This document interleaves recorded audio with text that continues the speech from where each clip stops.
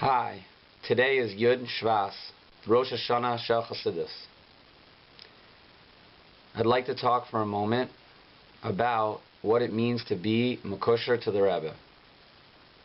It's a very important thing to start off and understand what type of minhagim are incumbent upon someone for today. One should chazer a mimer, basal agani, recite it by heart, open up a book, read it, listen to someone else reading it. It's very important to go methodically through the whole thing.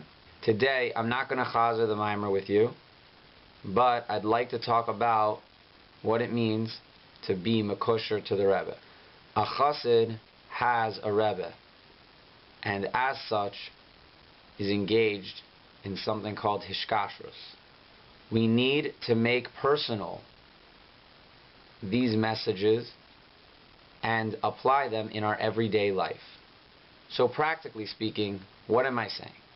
If you see that someone is experiencing a problem or carries a burden and is a chassid and lives in your community, then it should be quite evident that the Chassidus that person has in their life manifests itself.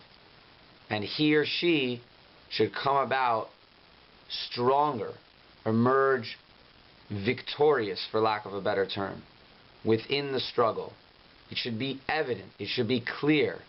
There's something that's different, that's otherworldly with the way that they're handling it. But very practically, there's an example that I've heard from many people that they'll go and they'll visit REBBE. One such story happens on Hanukkah. And there's a visitor, one Rav is visiting him. And by the end of it, they're dancing. REBBE wants to dance in his jail, in the cell. There's something for a Yid that no matter where he is, he can dance. He knows that he's one with the Eibishter, he's Makosher to the REBBE, his life has a purpose, he's living, even if it's just in his mind. He's living outside any confines. So what are your confines? What's binding you? What's holding you back? Think about it. I know of one such story where Rabbi Manis Friedman, after his visit with REBBE, he wanted to give him Hanukkah gelt. And REBBE said, you can't do that. If you do that here, that's against the law. You're not allowed to transfer any money to, even if it's for ritual purposes like Hanukkah gelt. All right, so the conversation, had to peter down, and as Rabbi Manis Friedman was leaving, it was remarkable because there it was, on his mind, on REBBE's mind, the Hanukkah gelt. Didn't forget about it, and he said, make sure that you give that Hanukkah gelt to my wife. In other words, the REBBE imbued upon his Chassidim that Hanukkah gelt is something holy. It's not to be discarded or maybe used or maybe not used. Yeah, it's there. We give it to the kids, but it's a holy item that we're giving to the kids. And as such, even REBBE treated it like it was a holy item. It's not something to be discounted or, hey, I can't have it right now. Let my wife take it. She'll accept it on my behalf. Thank you. So Chassidim, I hope you can see, have a way of taking mundane things and applying them to a relationship on the highest level, transforming the mundane into something lofty. This allows a Chassid to be ultra sensitive. He becomes the paradigm of what it means to be in a relationship and have the utmost sensitivity. As we farbrengen, it should be noted that a farbrengen is not a place where you're just acquiring new information. Oh, that's another fact. Oh, I can remember a verse in the Torah now. Like, oh, there's another thing that reminds me of. But it's something to get the Torah, the feeling of the Eibishter inside of you. It's really not so much about the facts. And it should be remembered as such, that it is a place or it is a time when we are trying to feel the Eibishter. A very common question one Jew may ask another is, are you Makosher? So although that's what we're talking about, Hiskashrus, I'd like it to be clear that I want to try to avoid the title at all costs, but get down to the root of what it means. And don't use it to put labels on people or put labels on yourself. That being said, the idea of being Makosher is a central focus, a central idea within Yahadus. It's the core of every Jew. Atem adveikim b'Hashem Elokechem. There is Hiskashrus to Hashem, to the Eibishter, to your own neshama. That's Yiddishkeit. Being a Jew is all about being connected in everything we do. Being connected in everything we do. With that said, let's tackle the topic of Yiras Shamayim. What's Yiras Shamayim? Of course, the definition of a person who doesn't do that which he's not allowed to do is, of course, someone who has Yiras Shamayim. But on what level, I ask you? Yiras Shamayim can also mean devotion, not just obedience. Also, there are those that are loyal. There are those that have Avas Hashem. That's right, Avas Hashem. How is Avas Hashem going to be one of the paradigms, one of the levels of Yiras Shamayim? All of these are different forms of attachment. So the same is true, it could be said, between a Chassid and a Rebbe. I'd like to preface by saying one should never think that there's only one way. Each of these categories have multiple levels, have multiple drachim. You can approach, you can have an attachment in many ways. So your attachment may be through one venue, and your friend's attachment may be through another venue. So don't think like, oh, I need to teach you my way of being attached and there's no other way. That would be wrong. Absolutely not. You have a way of being attached. You have a style of being Makosher. Someone else also does. So there are many ways. So now, of course, if the Rebbe said something, there's no argument. That's what you do. You obey. You obey and you do it. That's it. For example, the Rebbe said we should have large families, and so we have large families. No argument, no debate. We do it. Such is the case. We do it without hesitation. The Rebbe said to go on Mitzvahim, and we follow. Many have followed. The Rebbe said that people should learn Rambam, and they've learned Rambam. All because there is an obedience to the Rebbe, for the Rebbe. An obedience. Some form of devotion on that level. Obedience. But there's another level. The level of loyalty. There's a style of Hiskashrus that is that of loyalty. So that reminds me, I know we're dealing with Yiras Shamayim, but when I was little, I used to have a definition of love. And that definition was that love is something that is not easily understood by anybody. No one understands another person's love. But if I was to look and say whether someone was in love or not, it would be based on loyalty. Are they loyal? Usually that's commemorated by a ceremony like a marriage. So if two people are married, I can say they have love. Why? Because they have loyalty, a loyal bond between the two. But I don't want to get too off topic. So when your form of connection to the Rebbe is that of loyalty, you're not just trying to follow ways of the Rebbe, you're trying to find ways to demonstrate your loyalty. I want to show that I'm bonded. I want to show that I'm loyal. There's nobody else. So you're looking for ways to express this reality, looking for ways to express this truth. And I'd like you to recognize that to be connected by way of obedience and by way of loyalty, there should be a huge difference. Huge difference. With loyalty, I'm seeking out to prove my bond. With obedience, I just follow. You say, I do. Beautiful. But there's another level where I'm literally trying to demonstrate my kavanah is such that I'm doing this out of loyalty, not obedience. Obedience would be more of a master. So you could say you're loyal to your master, but usually you're not too happy he's your master. It's your way of living. It's your way of sustenance. You have to pay a debt. So you're obedient. You're not necessarily loyal. Loyalty has to do with a choice that you've made, and you continue to make it every single day, every single moment you can. Now yet there's another form of Hiskashrus, a personal connection. A personal connection. What does that mean? To make the Rebbe in your life personal. It means to live your life in a way where you're always connected to the Rebbe, where the Rebbe is a part of every decision, every action that you make, where you're thinking of the Rebbe throughout your day. You're testifying constantly that you are in a relationship with the Rebbe. It's self-evident. Your identity, in fact, is tied to the fact that you're in a relationship with the Rebbe. That's how you even identify yourself. I am identified by this relationship. So you can identify yourself by your profession, by your alacrity for mitzvahs. You can identify yourself in all types of ways. But this is identifying yourself by way of the relationship. Your identity is tied to this relationship.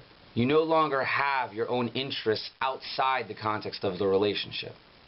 All of your interests lie within the context of the relationship. Keep in mind, a way of practically understanding this is the tone you use. We use a different tone in regards to the relationships that we're in. The tone that you have with your friend, even over the exact same issue, is different than the tone you have with your mother, I hope. Because that is you manifesting, you changing yourself to fit the relationship that you're in. So one can realize or actualize the relationship with the Rebbe by the tone they use, for example. So I hope that we understand that having a personal connection with the Rebbe, a Hiskashrus that relies on personal connection, is different than obedience and different than loyalty. There are stories that I've heard of people sending in their profit sheets, their bottom line. The accountant at their company tells them how much they've made that year. And they would send that bottom line to the Rebbe. Why? So that the Rebbe could take his cut. How much of it does he need for that time period? How much of, because what I have is what you have. When you're in any committed relationship, you certainly will show the bottom line to your wife, right? Or to your husband. You're going to show your spouse. So the same thing. Why would it's so baffling? Some people think, oh, what an arrogant guy. He's trying to show off how much money he made, right? He's a big old show off. Like, that's not a way we bring the Rebbe our problem. Maybe we tell him we had a baby. But who tells him how much money? If you want to give tzedakah, give tzedakah. But no, we don't say give tzedakah to your wife. So the same thing. Here, we're intimately involved. We believe that the Rebbe is intimately involved in our lives. And if that's the case, then why not send him how much you've made? You're going to share it with your wife, right? So here it's obvious. It's obvious that the Rebbe is deserving, is entitled, is supposed to see such a thing. Because he's family. He's intimately a part of your home. And so when you include the Rebbe in that way, the dynamics, and like we were talking about the tone changes in the way that you approach what the Rebbe says and what you feel you can do in based on the inspiration that he gives. So clearly seeing that this personal connection, this family connection, making the Rebbe a part of your family is crucial to shaping your identity and is certainly different than loyalty and obedience. It's a closeness. A closeness. But even in this closeness, there are different levels and degrees. So again, each person is going to personalize this, make it what they want, their own. Frankly, even when it comes to spouses, right? Two people, just because they're married, don't necessarily have the same closeness as two other people, but they're certainly the same family, right? So there are different levels of closeness, and it's up to you to decide what level of closeness you'll have with the Rebbe as part of your family. So people have many layers even to loyalty. Manifesting loyalty, there are many layers to your husband or wife or even to your children. We are loyal to them. But when you're dealing with intimacy, a personal connection, so the true meaning of intimacy is all I need is the relationship. The relationship is everything I need. Whatever presents itself in the relationship is obviously what I need, and whatever doesn't is nothing that I need. So in having a relationship with the Rebbe, what one is testifying to in their life through a personal connection, through mamash, an intimate connection with the Rebbe, they're saying that everything that I have with you is everything I need. And whatever I don't have is clearly not what's needed for this relationship. So practically, you live a life of such peace, such nechama, because you don't have these outside needs. You only need the relationship. Practically, you're living your life saying, I don't need anything else. If I have you, then I have everything I need. If I have you, then I have everything I need. I don't feel any lack or any need because it all comes from you. Thus, anything you can't give me or that I don't have in this relationship, I don't need. And that, my friends, is peace. That is peace of mind in a relationship. I don't need anything else. So some of us have been exposed to other cultures, other sorts of minhagim. Thank God the Yidden are blessed with so many different minhagim. But when you see them, what do you say to yourself? Do you say, oh, that's such a nice minhag, I wish I had that? Or do you say, clearly, because that's not my minhag, it's not something I need for this relationship to work? So keep in mind, there are beautiful philosophies out there. There are beautiful minhagim. But if they're not our minhag, then we don't need them. Because what would it do for my relationship with the Rebbe? The Rebbe lived by these minhagim. If I follow those minhagim, then I am a kusher to the Rebbe. I am in this relationship intimately. But if I start including other minhagim, then how is that satisfying the need of the relationship?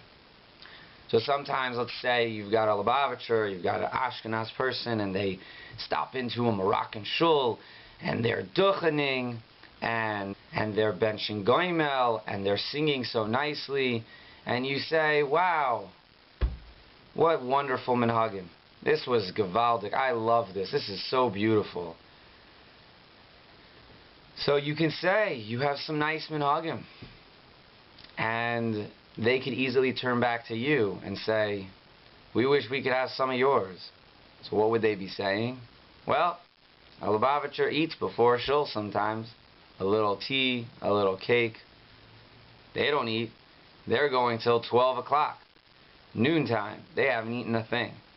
So, I'm just saying, sometimes you can look and you can learn from other cultures. You can see what they've got. But sometimes it's best to just appreciate what you have.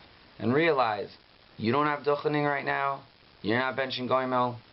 You don't need it. It's not needed in this relationship. So it should be noted that this is even true in reference to previous Rebbes. Sometimes people feel they have a connection to the previous Rebbe, or the Tzemach Tzedek. They want somebody who was speaking with more endearment, that was speaking more lovingly. They want somebody that spoke more harshly. They love someone for their brilliance. Their brilliance. Oh, their brilliance. That's what I connect to. But anyone who feels like there's a lacking within the connection with his Rebbe is not engaging in Hiskashrus with his Rebbe. He can't be said to be Makosher. Because anytime there's something lacking within your relationship, then you're therefore not intimately connected. We're always connected to people. We connect to people on various levels. But I'm talking about an intimate connection. An intimate connection is dependent on saying that you are giving me everything I need. So for someone to proclaim that he is my Rebbe, that I have an intimate connection with him, there is no previous Rebbe that is offering that. There is no previous Rebbe that's filling in some kind of lacking within my Rebbe. There are those who say, Chas v'shalom, the previous Rebbe was warmer. And that our Rebbe, he's more distant and unreachable. These observations need to be avoided. Let it be known, there's a world of revealed things, and a world of hidden things. So let's stop for a second. Let's not consider ourselves a Navi on what each Rebbe was. The previous Rebbe was very complimentary. Used quite flowery language, if you ask me. A bit of a Persian twist, you know? But on the other hand, he demanded such strict standards, such Mesiras Nefesh. He was so inflexible in his standards. But he had flowery compliments. So let's understand, the previous Rebbe did what was necessary for the time. And even what I'm saying now is interesting speculation, but know that it's flawed. Moshe Rabbeinu was not very complimentary. He was frustrated often, yet his Avas Yisrael knew no bounds. He had undeniable love for every single Jew.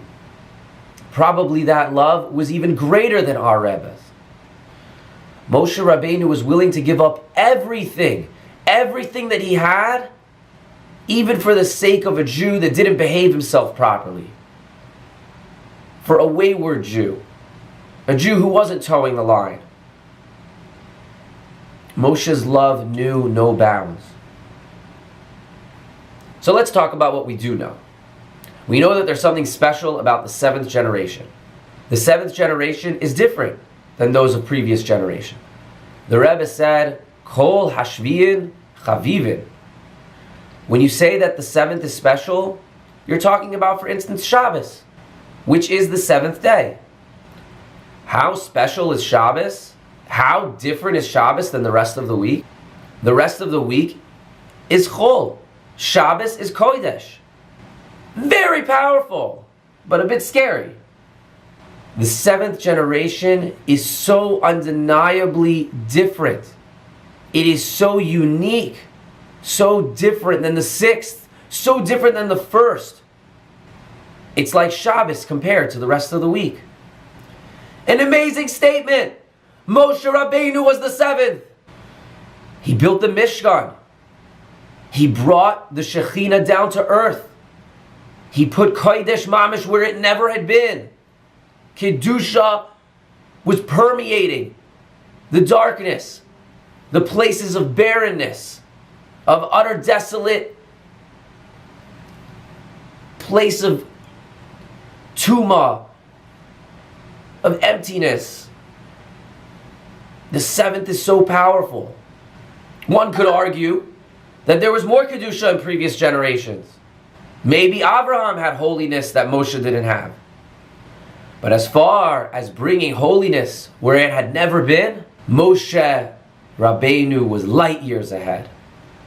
The greatness of the seventh generation. The ability to transform, like what it says about Yosef. Yosef Hashem li ben acher. That Yosef, it was he who was carried by the Jews through the Midbar to Eretz Yisrael. Because it was Yosef who set the tone. And he had to be buried in Eretz Yisrael. But it was Moshe who set that tone. It was Moshe that made it all happen. Moshe was the one carrying the Aron Shel Yosef. So while everyone was carrying their wealth, Moshe was carrying the Aron Shel Yosef. So what should we do? What should we do? Within the realm of Hiskashrus, what should we do? Should we obey? Should we be obedient people? Should we act with loyalty? Or are we trying to develop a personal connection? A Hiskashrus. So I tell you, my friends, we do mitzvahs without a need for anything else. I'm not distracted, I'm attracted. There are great things and great people, and it's wonderful. I'm a chaya to see. But I don't need anything I can't get. I don't need anything I'm not getting from the REBBE or Chassidus. I'm settled. I'm home. I'm happy in my relationship with the REBBE. When you live your life like this, there's no confusion of distraction.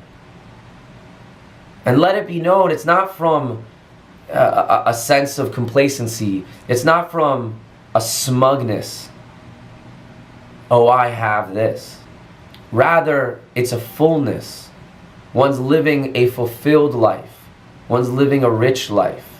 A life full of everything that one needs.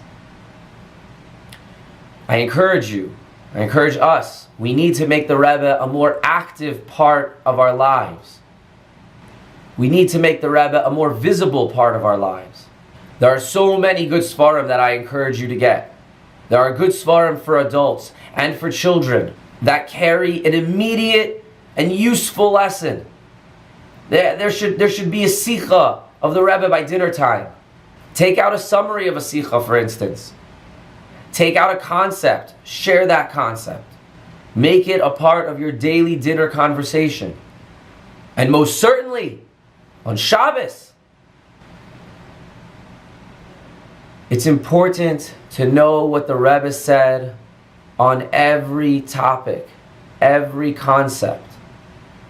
How a Jew should live in this time of Ikvei D'Mshicha. What the Rebbe thought about every occasion. How can we not want to be familiar with those and familiarize our children with this? Repeat a Sikha. Do it now. Repeat a Sikha and bring the Rebbe into your life. Make the Rebbe present in your life right now. Don't do it as the Rebbe is an authority. He's making demands. Bring him in. Bring him in as a part of your family. The Rebbe didn't just want Chassidim. He wanted us to be his children. Practically speaking, what are some ways of exercising this overall concept?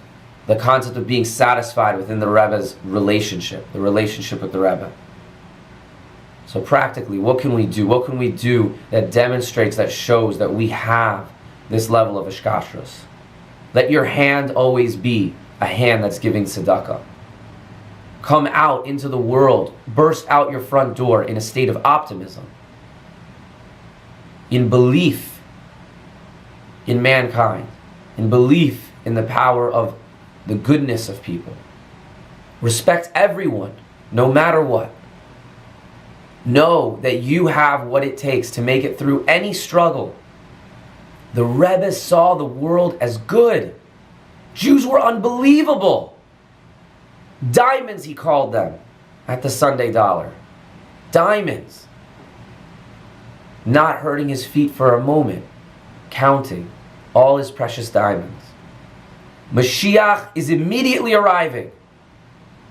When you add all this together, it's all holy. It's all beautiful.